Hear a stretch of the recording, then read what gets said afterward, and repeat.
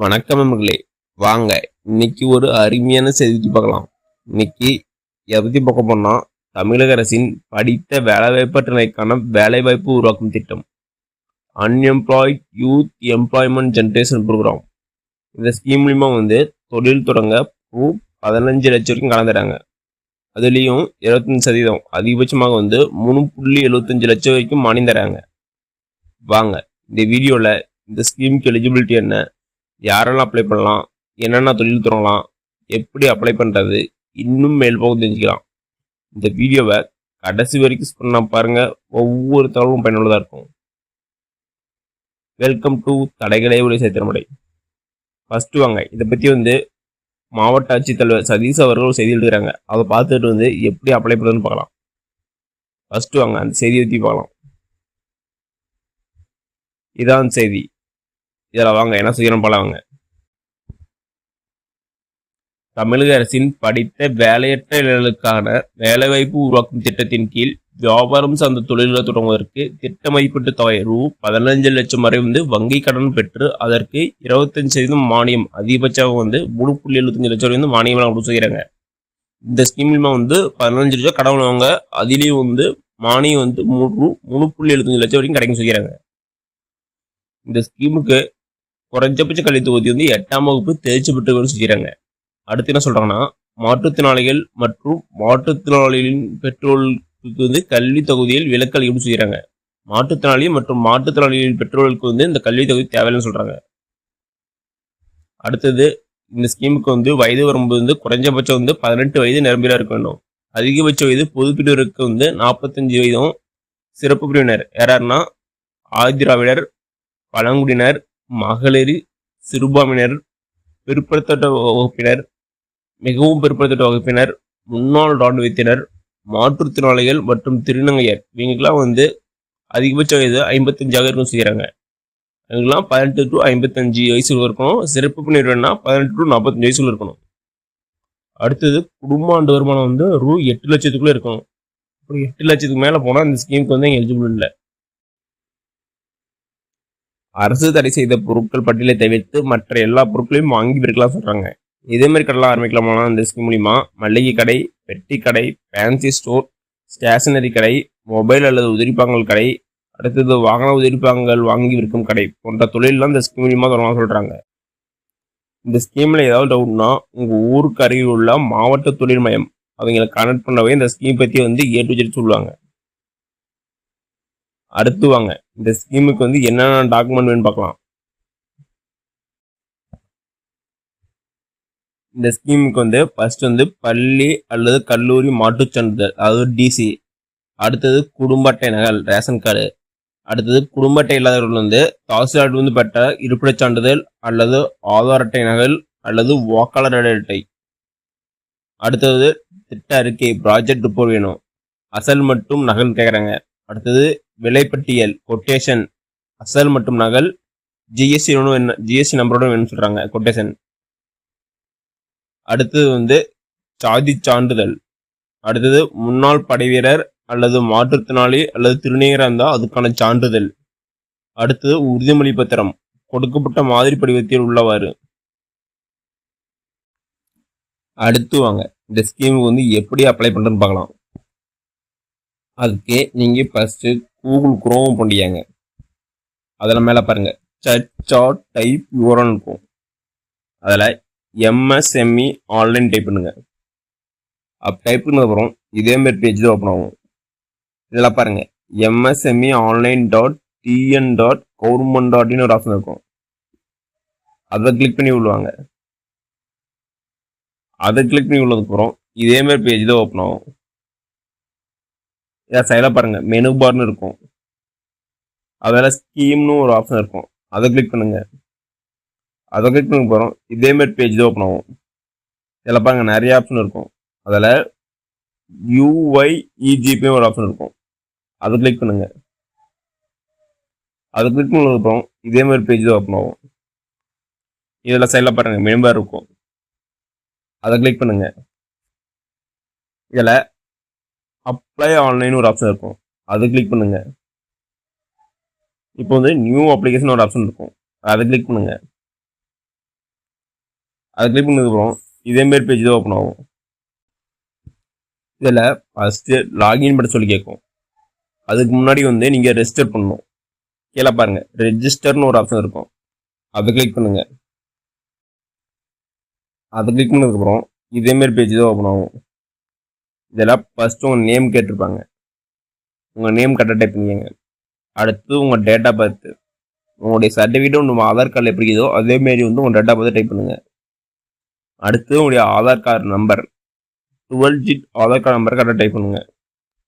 கீழே mobile number கேட்குறாங்க, 2 digit mobile வரை கரெக்டாக டைப் பண்ணிக்கங்க. டைப் பண்ணிட்டு கீழே கிரியேட் பாஸ்வேர்டு ஆப்ஷன் இருக்குது. மேலே ஒரு சில கண்டிஷன்லாம் கொடுத்துக்கிறாங்க. அந்த கண்டிஷன் தகுந்த மாரி உங்கள் பாஸ்வேர்ட் டைப் பண்ணிக்கங்க. டைப் பண்ணிட்டு கீழே கேப்சா இருக்குது, அந்த கேப்சா டைப் பண்ணிட்டு ரெஜிஸ்டர் கொடுத்துருங்க. ரெஜிஸ்டர் கொடுத்ததுக்கப்புறம் வந்து திரும்ப பேக் வாங்க, லாகின் பேஜுக்கு வாங்க. லாகின் பேஜுக்கு அப்புறம் உங்களுடைய யூசர் நேமு பாஸ்வேர்டு போட்டு உங்களுடைய கேப்சா போட்டு லாகின் பண்ணிக்கங்க. யூசர் நேம் வந்து உங்களுடைய mail ID, phone number, PAN number ஏதோ ஒன்று போடலாம். மொபைல் நம்பர் கூட போட்டுக்கங்க. மொபைல் நம்பர் போட்டு நீங்கள் கிரியேட் பண்ண பாஸ்வேர்டு போட்டு கேப்சா டைப் பண்ணிட்டு லாகின் பண்ணிக்கங்க. அடுத்து வாங்க எப்படி அப்ளை பண்ணுறதுன்னு ஒரு மாடல் அப்ளிகேஷன் காட்டுறேன். அதுக்கு தகுந்த மாரி வந்து லாகின் பண்ணி நீங்கள் அப்ளை பண்ணிக்கங்க. இதுதான் வந்து அந்த மாடல் அப்ளிகேஷன். ஃபஸ்ட்டு உங்களுடைய நேம் கேட்குறாங்க. உங்கள் நேம் வந்து கரெக்டாக டைப் பண்ணிக்கங்க. அடுத்தது உங்களுடைய பாலினம், உங்கள் பாலினம் என்ன கடை செலக்ட் பண்ணிக்கங்க. அடுத்து சைடில் பாருங்கள் உங்கள் ஃபோட்டோ கேட்குறாங்க. உங்கள் ஃபோட்டோ வந்து ஜேபிஜி ஃபார்மேட்டில் வந்து 50 கேபிக்குள்ள இருக்கிற மாதிரி அப்லோட் பண்ணிக்கங்க. அடுத்து உங்களுடைய கம்யூனிட்டி, உங்கள் கம்யூனிட்டி என்னவோ செலக்ட் பண்ணிக்கங்க. அடுத்தது உங்கள் ரிலிஜியன், உங்களுடைய மதம் கேட்குறாங்க.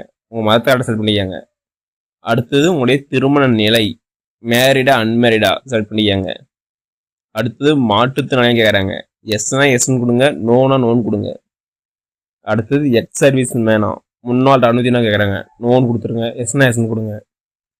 அடுத்தது டேட் ஆஃப் பர்த்து, உங்களுடைய டேட் ஆஃப் பர்த் கரெக்டாக டைப் பண்ணிக்கங்க. அடுத்தது ஃபாதர் நேம் இல்லைன்னா கணவர் பேர் கேட்குறாங்க. உங்களுக்கு ஃபாதர் நேம் டைப் பண்ணால் ஃபாதர் நேம் டைப் பண்ணிட்டு அவங்க நேம் டைப் பண்ணுங்க. செலக்ட் பண்ணிட்டு ஃபாதர் நேம் வேணுன்னா ஃபாதர் நேம் செலக்ட் பண்ணிட்டு அவங்க நேம் டைப் பண்ணிக்கங்க. அது அப்படி இல்லைனா கணவர் நேம் வேணா கணவர் நேம் செலக்ட் பண்ணிட்டு அவங்க நேம் டைப் பண்ணிக்கங்க. அடுத்தது கம்யூனிகேஷன் டீட்டெயில்ஸ், உங்களுடைய அட்ரஸ் கேட்குறாங்க. உங்களுடைய கதவு எண், உங்களுடைய தெரு, உங்களுடைய வார்டு, உங்களுடைய வில்லேஜு, உங்களுடைய மாவட்டம், உங்களுடைய தாலுக்கா, உங்களுடைய பின்கோடு அதெல்லாம் வந்து பெர்மனன்ட் அட்ரஸில் கரெக்டாக டைப் பண்ணிக்கங்க. உங்களுடைய பெர்மனன்ட் அட்ரஸும் டெம்பரரி அட்ரஸும் சேமாக இருந்தால் கிளிக்கர்னு ஒரு ஆப்ஷன் இருக்குது, அதை யூஸ் பண்ணி கிளிக் பண்ணிக்கங்க. அப்படி இல்லைன்னா வந்து நீங்கள் வந்து டெம்பரரி அட்ரஸ் வந்து டைப் பண்ணுங்கள். அப்போ டைப் பண்ணி முடிச்சதுக்கப்புறம் கீழே வாங்க. கீழே வந்து உங்களுடைய ஆதார் எண் கேட்குது, அதை கரெக்டாக டைப் பண்ணிக்கங்க. டைப் பண்ணிட்டு அடுத்து மொபைல் நம்பர் டைப் பண்ணிக்கங்க. அடுத்தது வந்து உங்களுக்கு மெயில் ஐடி, உங்கள் மெயில் ஐடி என்னவோ கரெக்டாக டைப் பண்ணிக்கங்க. டைப் பண்ணிட்டு கடந்த 3 ஆண்டுகளாக தொடர்ந்து விண்ணப்பிக்கும் போதில் வசிப்பவரா, ஆம்னா ஆம் கொடுங்க, இல்லைன்னா இல்லைன்னு கொடுங்க. அடுத்தது வந்து 10ஆம் வகுப்பு தேர்ச்சி பெற்றவரா, 8ஆம் வகுப்பு தேர்ச்சி பெற்றவரா, எஸ்னா எஸ்ன்னு கொடுங்க, நோனா நோ கொடுங்க. அடுத்தது உங்கள் குவாலிஃபிகேஷன் டீட்டெயில் கேட்குது, கல்வி தொகுதி கேட்குறாங்க. நீங்கள் என்ன படிச்சிருக்கீங்களோ டைப் பண்ணிக்கங்க. அகாடமிக் குவாலிஃபிகேஷன் கல்வி தொகுதி வந்து நீங்கள் 12ன்னு போடுங்க, 10th போடுங்க. அப்படி அடுத்தது டெக்னிக்கல் குவாலிஃபிகேஷன், நீங்கள் என்ன டிகிரி முடிச்சிருக்கோ அதை போட்டுக்கோங்க. அடுத்தது இதற்கு முன் மானியத்துடன் கூடிய கடன் பெற்றவரா, எஸ்னா எஸ்ன்னு கொடுங்க, நோனா நோன் கொடுங்க. அடுத்தது பயிற்சி ஏதோனும் எடுத்த பின் அதன் விவரம், ட்ரைனிங் ஏதோனும் எடுத்தீங்கன்னா அந்த விவரம் கேட்குறாங்க. எஸ்னா எஸ்ன்னு கொடுங்க, நோனா நோன் கொடுங்க. அடுத்தது வேலை வாய்ப்பு பற்றி பயிற்சி எழுதுறா, எஸ்னா எஸ்ன்னு கொடுங்க, நோனா நோன் கொடுங்க. குடும்ப ஆண்டு வருவான்னு கேட்குறாங்க. உங்களுடைய ஆனுவல் இன்கம் என்னவோ கரெக்டாக டைப் பண்ணிக்கங்க. அடுத்தது வந்து உங்களுடைய ப்ராஜெக்ட் டீட்டெயில் கேட்குறாங்க. நீங்கள் என்ன தொழில் துவங்க போகிறீங்க அது கரெக்டாக டைப் பண்ணிக்கங்க. அடுத்தது அதில் முன் அனுபவம் இருக்கான்னு கேட்குறாங்க. முன் அனுபவம் இருந்தால் அதனுடைய விவரம். அடுத்தது தொழில் வகை தன்மை, என்ன தொழில் துவங்குறாங்க, மேனுஃபேக்சரிங், சர்வீஸ் அண்டு வியாபாரம் தொழில்கள். உங்களுக்கு ஏதோ கரெக்டாக டைப் பண்ணிக்கங்க. அடுத்தது அட்ரஸ். தொழில் தொடங்க போகும்போது அட்ரஸ் கேட்குறாங்க. ரூரலா நகர்ப்புறமான்னு கேட்குறாங்க. கிராமப்புறமா நகர்ப்புறமா கேட்குறாங்க. அடுத்தது அந்த அட்ரஸ் கரெக்டாக டைப் பண்ணிக்கங்க. டைப் பண்ணிட்டு கீழே வாங்க. ப்ராஜெக்ட் அவுட்லைன் இருக்கும். அதில் இயந்திர தளவாடங்கள் காசு கேட்குறாங்க. அடுத்தது நடைமுறை மூலதனம் எவ்வளோன்னு கேட்குறாங்க. அப்புறம் அதர் ஃபிக்ஸ்டு அசஸ் கேட்குறாங்க. அடுத்தது டோட்டல் ப்ராஜெக்ட் கேட்குறாங்க. அதெல்லாம் கரெக்டாக டைப் பண்ணிக்கங்க. இதில் ஏதாவது டவுட்னா உங்கள் ஊருக்கு அருகில் உள்ள மாவட்ட தொழில் மையம் அவங்கள போய் கனெக்ட் பண்ணவே இதை பற்றி எக்ஸ்பிளைன் பண்ணுவாங்க. அடுத்தது இதற்கு முன் வங்கி மற்றும் மத்திய மாநில அரசு சார்ந்த நிறுவனங்களில் கடனுதவி பெற்றவரா? ஆம்னா ஆம் கொடுங்க, எஸ்னா எஸ்ன்னு கொடுங்க, இல்லைன்னா இல்லைன்னு கொடுத்துருங்க. கொடுத்துட்டு ப்ரொசீட் கொடுங்க. அடுத்தது ஒரு சில டாக்குமெண்ட்லாம் அப்லோட் பண்ணுற மாதிரி வரும். அதுக்கு தகுந்த மாதிரி டாக்குமெண்ட்லாம் அப்லோட் பண்ணிக்கங்க. இதில் ஏதாவது டவுட்னா உங்கள் ஊருக்கு அருகில் உள்ள மாவட்ட தொழில் மையத்தை போய் கனெக்ட் பண்ணுவாங்க. அவங்களே A to Z எல்லாம் சொல்லுவாங்க. ஓகே நம்பர்களே, இந்த வீடியோ உங்களுக்கு பிடிச்சிருந்தா லைக் அண்ட் சப்ஸ்கிரைப் பண்ணுங்கள். முடிஞ்சால் மற்றவங்களுக்கு ஷேர் பண்ணுங்கள். நான் போடுற வீடியோ நோட்டிஃபிகேஷன் கொண்டே வேணால் பெல் ஐக்கனை கிளிக் பண்ணுங்கள்.